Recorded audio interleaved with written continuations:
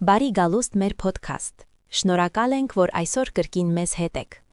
Շարունակում ենք մեր նախորդ թեման՝ նեոլիբերալիստական գլոբալիզմի ազդեցությունը աշխարհի եւ հատկապես Հայաստանի վրա։ Այսօր կխոսենք այն մասին՝ գլոբալիզմը որպես գաղափար եւ գործնական համակարգ։ Շահումյան հասարակական կազմակերպության podcast։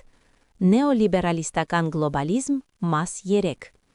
Այս թեմայի նախորդ մասերը կարող եք դիտել մեր ալիքում։ Ինչ է գլոբալիզմը որպես գաղափար եւ գործնական համակարգ։ Գաղափարական մակարդակում գլոբալիզմը ներկայացվում է որպես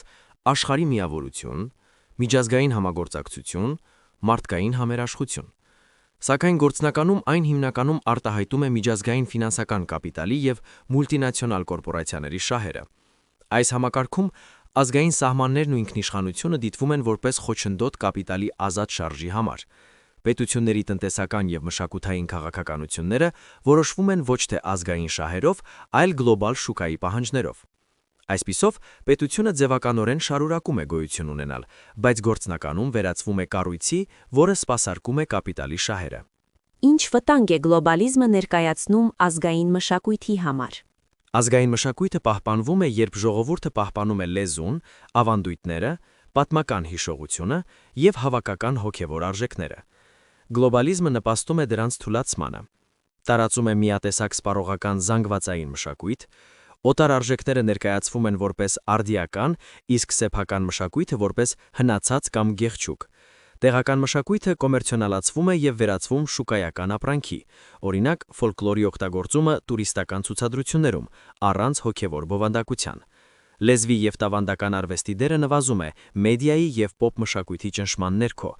Արդյունքում ձևավորվում է համաշխարհային մշակութային միատար հորին, որտեղ ազգային առանձնահատկությունները մարում են։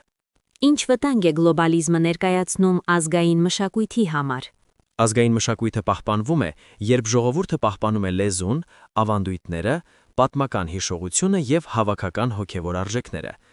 Գլոբալիզմը նպաստում է դրանց թուլացմանը, տարածում է միատեսակ սպառողական զանգվածային մշակույթ, օտար արժեքները ներկայացվում են որպես արդիական, իսկ սեփական մշակույթը որպես հնացած կամ գեղչուկ։ Տեղական մշակույթը կոմերցիոնալացվում է եւ վերածվում շուկայական ապրանքի, օրինակ ֆոլկլորի օգտագործումը տուրիստական ցուցադրություններում, առանց հոգեվոր բովանդակության։ Լեզվի եւ տավանդական արվեստի դերը նվազում է մեդիայի եւ պոպ մշակույթի ճնշման ներքո։ Արդյունքում ձևավորվում է համաշխարհային մշակութային միատար հորին, որտեղ ազգային առանձնահատկությունները մարում են։ Որոնք են գլոբալիզմի խորքին նպատակները։ Գլոբալիզմը չի ցկտում ստեղծել հավասար ժողովուրդների համագործակցություն։ Նրա հիմնական նպատակներն են կապիտալի ազատ շրջանառություն, առանց ազգային սահմանների խոչընդոտի, մարդկային եւ նյութական ռեսուրսների ենթարկել միջազգային ֆինանսական համակարգին եւ համաշխարհային շուկայի ընդլայնում, որտեղ ժողովուրդները դառնում են արտադրության եւ սպառողման օբյեկտ։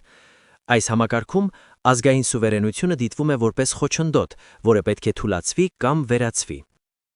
Սա թեմայի երրորդ մասն էր։ Դիտեք նախորդ մասերը մեր ալիքում։ Շնորհակալ ենք, որ լսեցիք այս հաղորդումը։ Այս թեման ունի շարունակություն, եւ մենք այն կներկայացնենք առաջիկա թողարկումներում։ Հետևեք Շահումյան կազմակերպության ալիքին, որպեսզի ծանոթանաք թեմայի շարունակությանը, թե ինչ է իրականում կանգնած գլոբալիզացիոն գործընթացների հետևում։